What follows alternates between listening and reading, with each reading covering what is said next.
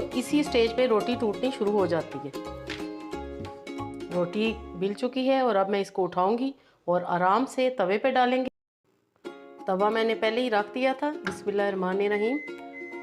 आराम से तवे पे डालेंगे और अब आप मक्खन लगाना चाहें मक्खन लगाएं, देसी घी लगाना चाहें वो लगाएं, या नॉर्मल घी लगाना चाहें, कुकिंग ऑयल भी आप लगा सकते हैं। मैं इस पे व्यूअर्स मक्खन लगाऊंगी। ये मेरा होममेड मक्खन है, क्योंकि मक्खन से मकई की रोटी का मज़ा बहुत ही ज़्यादा आता है। टर्न करेंगे।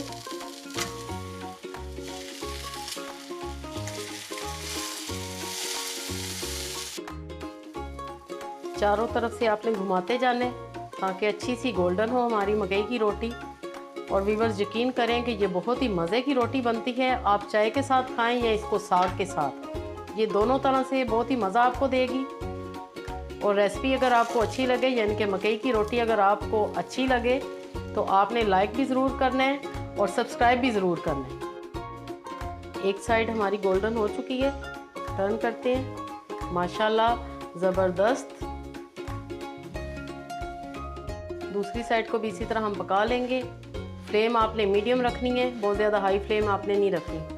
ये देख सकते हैं माशाल्लाह ये रोटी कहीं से ना टूटी है, ना ही इस पर क्रैक्स पड़े हैं। आमतौर पे क्या होता है कि लोग कहते हैं कि उन तवे पे ही डालें तो रोटी सारी क्रैक्स आ जाते हैं उसमें और वो बिल्कुल भी नहीं पक पाती। आपने इसी तरह आटा गूंदना है, इसी तरह आपने रोटी बेलनी है और इसी तरह आपने पकानी है। रोटी पक चुकी है और अब हम इसको प्लेट में निकाल लेंगे और इसी तरह हम सारी रोटियां बना लेंगे। माशाल्लाह व्यूअर्स सारी रोटियां मैंने बना ली हैं और ऊपर से मक्खन इन पे आप लगाएं तो मज़ा आ जाएगा। साथ में सरसों का साग भी मेरा रेडी है। रेसिपी अच्छी लगे तो ज़रूर लाइक और शेयर भी किया कीजिए और चैनल पे अगर आप लोग नए हैं तो काइंडली ज़रूर सब्सक्राइब करें। अपनी दुआओं में याद रखिए, एंजॉय कीजिए। ओके देन, अल्लाह हाफिज़।